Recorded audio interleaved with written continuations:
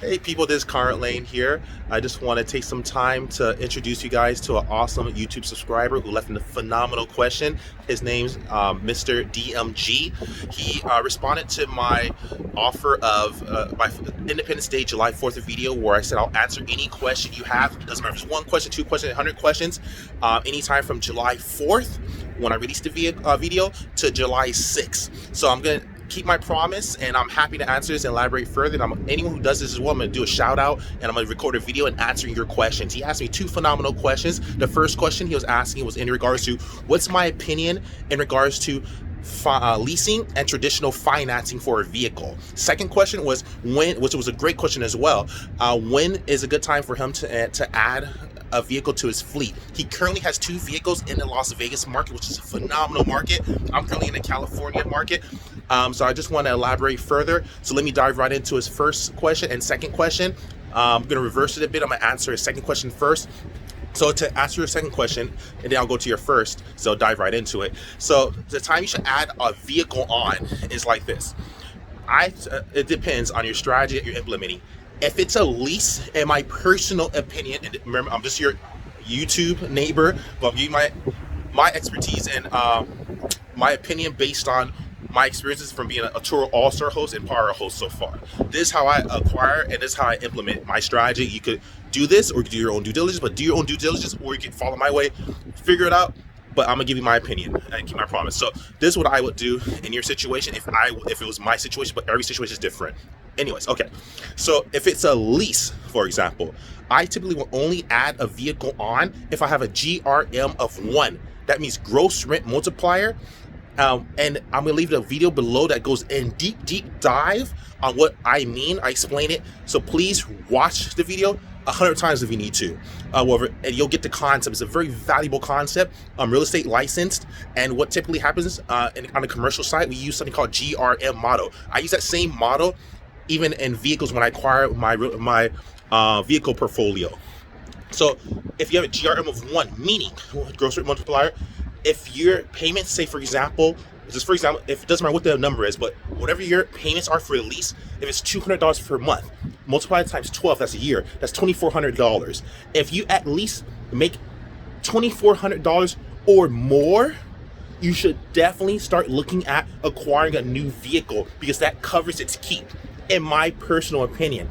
At most, a GRM of 2, meaning that it takes 2 years for you to make whatever the amount is. So if your payments are $2,400, that means you make $1,200 this year, $200 the next year. I don't recommend a GRM of 2. I recommend a GRM of 1, meaning that whatever the amount of payments for a lease, because remember, you don't own the lease, you're just paying it. Look at it as a long-term rental almost. So you're paying $200 per month. That means you have $2,400. You should make at least minimum $2,400 or more before you start acquiring another vehicle, in my personal opinion, because you don't own the vehicle. But if you have traditional financing, or you're actually financing a vehicle and you're going to own it at the end, then at this case, you can at least have maybe a GRM of even 2 to 3, meaning that say the car's worth $10,000, but you say only made $3,300 per year. So, but by third year, you own the car now. You should still look for a car because you at least own the car. It's part of your net worth now, and now you can use that actually as your you turn that liability into an asset, and when it's bringing in money, when it's paid off, it can help you pay off your other cars you acquire. See, it's different because you actually own the car now. That's my personal opinion. So if you lease the car and you don't own the car, then I honestly think you should only look to acquire another vehicle and add to your fleet once you at least make whatever your payments are for that year back that same year, GRM of 1. If you have a GRM of 1, like say if your car's worth $10,000 and it's traditional financing, but you own the vehicle and you make $10,000 that same year and the car's worth $10,000, you just bought the car, dude, get 1 or 2 cars and add more on, because you own the car, and now it's phenomenal. You did in 1 year, but since you own a car, you can actually get it in 2 years or 3 years. So I don't mind if you have a GRM of 1, meaning that you say the car's worth $10,000 and you make $10,000 that year, so you paid off the car, or say it takes $5,000 this year, $5,000 next year, it was a GRM of 2 times 5, $10,000. Or if it's a GRM of 3, meaning it takes $3,300 this year, $3,300 next year, and $3,300 then the year after, which would be $10,000. I still think you should look for another vehicle because you at least own the vehicle. But when you lease it, you should not do it that way. Because it should only be a GRM of 1, because you don't want to you don't want to over leverage yourself. That's my personal opinion. And do what you want, but that's what I personally think. I just want to give my personal opinion and what's been working for me, and I want you to succeed as well. And I'm so proud of you that you actually have 2 vehicles already. Huge compliment. And now when you get to 2, you want to get to 4, and that's called having I call it the rule of doubles. And I have another video about that. I'll leave that link below as well as a short video where I go eat some ice cream. I'm talking about my mentality of, if you get 1 vehicle, you should be able to get 2 vehicles. If you get 2 vehicles, you should be able to get 4 vehicles. If you get 4 vehicles, you should be able to get 8 vehicles. If you get 8 vehicles, you should be able to get 16 vehicles. If you get 16 vehicles, you should be able to get 32 vehicles. That's how I've grown my fleet so far. I have 20 vehicles that I own myself, and I'm just doubling. But that's a whole nother strategy. But I'll leave that link below. But first, watch the video. It's a deep dive into GRM, gross rent multiplier. And what that video is very valuable. Please watch it once, 2, 100 times, and get the concept. And feel free to ask me more questions. I'll be more than happy to answer questions as much as possible. That's the question I want to answer for that.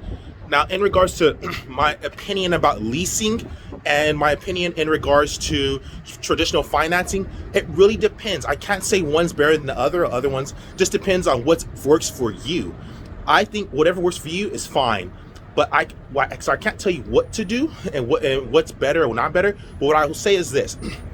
Leases are phenomenal, and if you could get a lease, and as long as, like I said, you reach that GRM of 1, where whatever you pay that year, you get back at minimum the amount you paid for that lease. So it doesn't matter if your payments are $700 per month, whatever. That means that's $8,400 per year. If you at least make $8,400 per year at minimum, I figure you're doing okay. But your goal should be at least try to get more than that. Like, try to get more than what your payments are, right? And that's my thing. But if you have a finance, you actually own the vehicle, you should, and you have a GRM of 1 to 3. However, I still think you're doing very well. That's just my opinion, because you at least own the asset. And then once you had it paid off, you just have to pay off the other assets that you're acquiring. I go deeper in this, but I don't want to confuse, and I want to stay concise. But I'm going to leave a video below with the link. 2 videos. One, the most important in my opinion for you to watch is the GRM one. It's a little bit longer, but it's a deep dive and strategy on how to acquire vehicles and how to earn a proper income.